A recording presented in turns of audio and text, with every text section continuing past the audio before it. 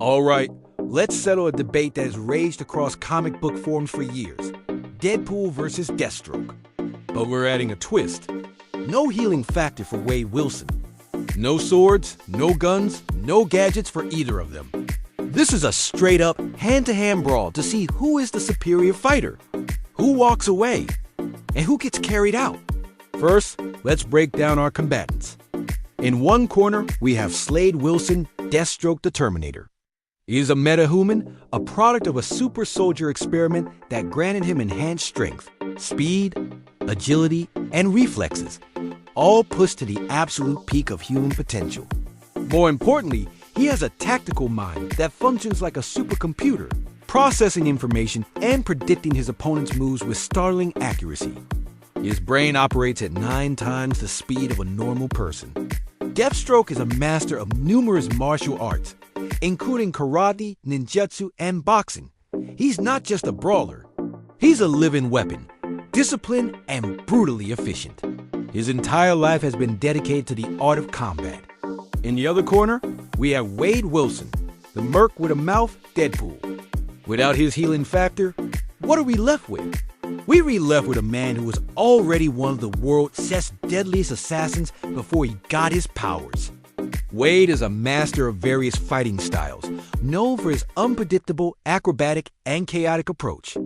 He's an expert in disciplines like Krav Maga, Aikido, and Savate. His greatest weapon, even without his healing, is his unpredictability. He breaks the fourth wall. His mind is a chaotic storm that even telepaths struggle to read, and he uses this to his advantage, employing feints, taunts, and moves that defy conventional combat logic. So the bell rings. The fight begins. Round 1. Deathstroke immediately takes the center of the ring. He's patient, observant. His super brain is already analyzing Deadpool's stance, his breathing, his slight twitches. He's calculating probabilities. Deadpool, on the other hand, is anything but patient. He's bouncing on the balls of his feet, cracking jokes, maybe doing a little dance. He's trying to get inside Slade's head. He opens with a flurry of unorthodox attacks, a spinning kick that transitions into a bizarre cartwheel, followed by a jab aimed at Slade's nose. Deathstroke is unfazed. He parries each move with minimal effort. His movements are economical, precise. He's not wasting a single joule of energy. He weathers Wade's initial storm, letting the merc expend his energy. For every 10 moves Deadpool makes, Deathstroke makes 2 or 3, but each one is perfect. Each block is a counter in waiting. Slade sees Wade's wild style not as true unpredictability, but as a series of inefficient telegraph movements. Now we move into the mid-fight. Deadpool realizes his usual chaotic approach isn't working on this living supercomputer. Slade is too disciplined, so Wade has to adapt.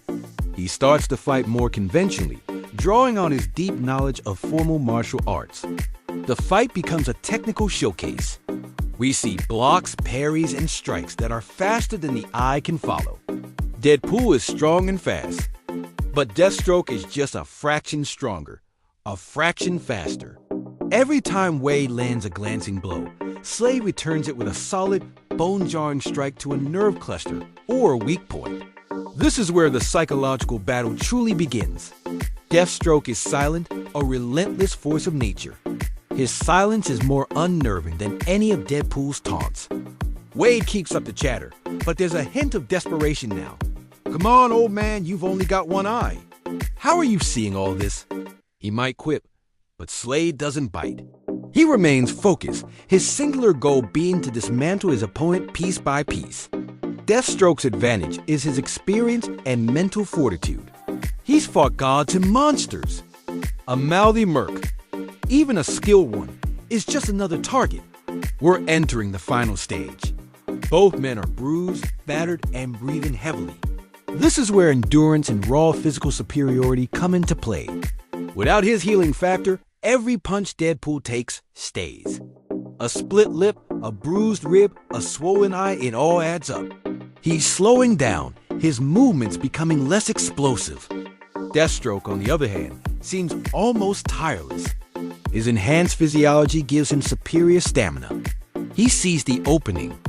Deadpool throws a desperate haymaker, leaving himself exposed for a split second. That's all Deathstroke needs. He ducks under the punch, pivots, and delivers a series of crippling strikes.